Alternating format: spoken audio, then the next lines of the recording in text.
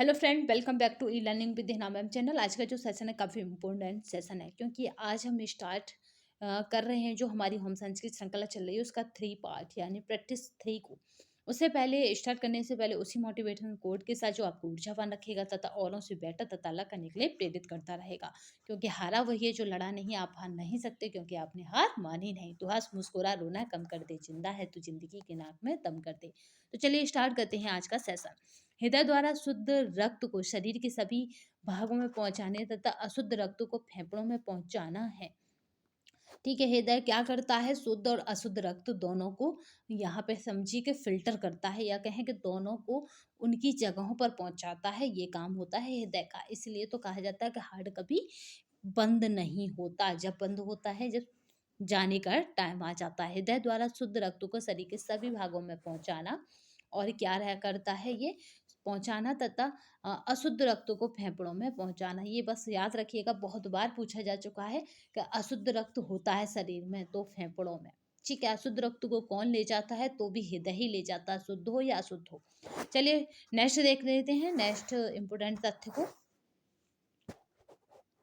Next है रुधिर पर संचरण की खोज करने वाले प्रथम वैज्ञानिक विलियम हार्वे थे। ठीक है, बहुत बार पूछा जा चुका है। जो रुधिर होता है, ब्लड होता है, उसके पर संचरण यानी हमारे शरीर में किस तरह से वो कार्य करता है, ये किसने बताया था? तो विलियम हार्वे ने बताया था। ठीक है, याद रखेंगे, विलियम हार्वे महोदय ने बताया था। चलिए नेक्स्ट देखते हैं। रक्त की श्वेत कणिकाओं का मुख्य कार्य हानिकारक जीवाणुओं को नष्ट करना है। श्वेत रक्त कणिकाओं का मतलब समझिए यहाँ पे है WBC।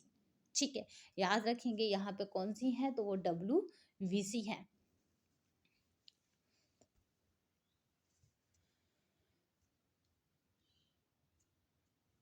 ये क्या करती हैं? ये हमारे शरीर में अगर इनकी मात्रा कम होगी तो हमें हानिकारक जो कीटाणु जीवाणु जो होते हैं प्रभावित जल्दी कर जाते हैं। चलिए नेक्स्ट देखते हैं।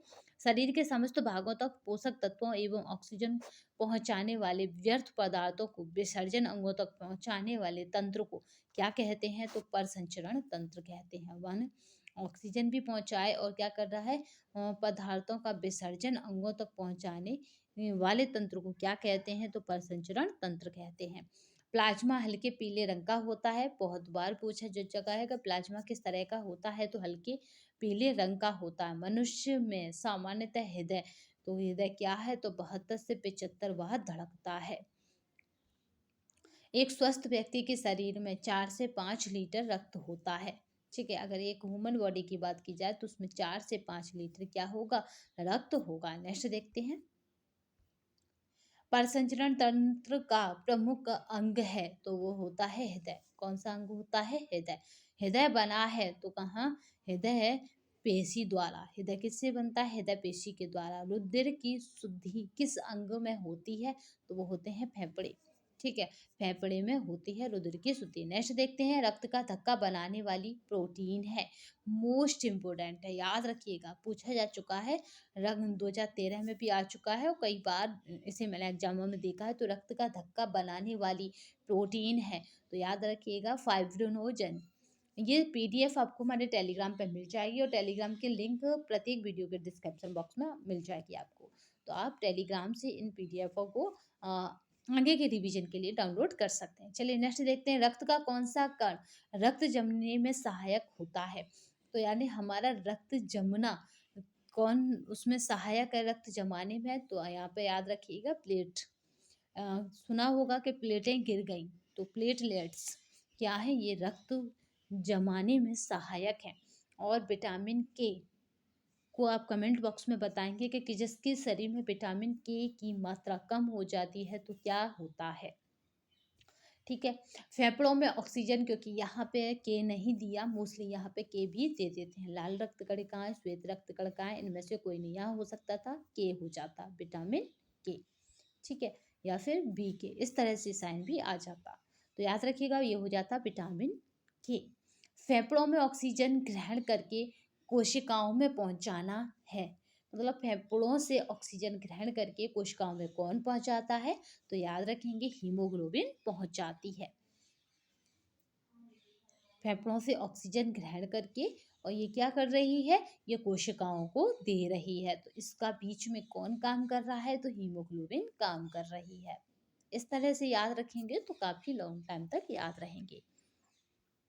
यानी आप इस तरह से याद रखो कि फेफड़े और कोशिकाओं के बीच में कौन है, दोनों के बीच मध्यस्थता कौन कर रहा है, तो हीमोग्लोबिन कर रहा है। पसीना किस अंग द्वारा निकलता है, तो त्वचा द्वारा। ठीक है, सबसे ज्यादा हमारे शरीर पर कौन है, तो त्वचा ही तो है।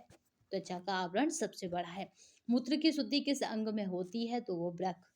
ठीक है, अगर ये कंटिन्यू काम ना करे तो शुद्धि नहीं हो सकती। निम्नलिखित में से कौन सा अंग उत्सर्जन तंत्र का अंग नहीं है, तो उत्सर्जन तंत्र का फेफड़े हैं, त्वचा है, वृक्क है, बट अमाशय नहीं है, ये पाचन तंत्र का अंग है। एक स्वस्थ व्यक्ति के मूत्र में नहीं पाया जाता है, तो रक्त कणिकाएं एक स्वस्थ व्यक्ति के मूत्र में नहीं पाई जाती, ये अस्वस्थ व्यक्ति को दर्शाती हैं।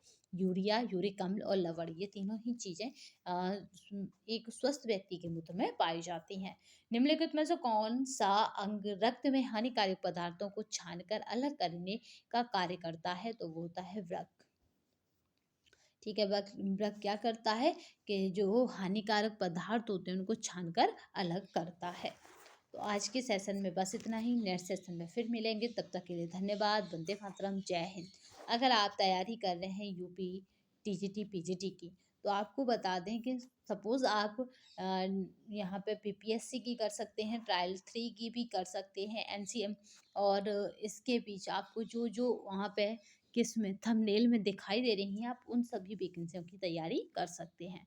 तो यहाँ पे अगर आपने यूपी टीजीटी पीजीटी की करा है, तो मोस्ट इम्पोर्टेंट है कि आप याद रखिएगा, इस बार टीजीटी का पेपर टफ आएगा और पीजीटी का पेपर इजी आएगा, क्योंकि वहाँ पोस्ट वहाँ वैकेंसी, यानी वहाँ आपकी वैकेंसी ऐड हो रही हैं, यानी वहाँ वैकेंसी जो 5, 2, 3 ऐसे थी वो बढ़ जाएंगी। तो मे भी हो सकता है कि आपका यहाँ पे पेपर टफ आए, मे भी क्या कंफर्म है, क्योंकि यहाँ जनसंख्या अधिक होती है तो पेपर टफ आता ही आता है। ठीक है, तो यहाँ पीजीटी में पेपर इजी आता है टीजीटी की अपेक्षा। तो आज के सेशन में बस इतना ही। नेक्स्ट सेशन में फिर मिलेंगे, तब तक के लिए धन्यवाद। वंदे मातरम, जय हिंद।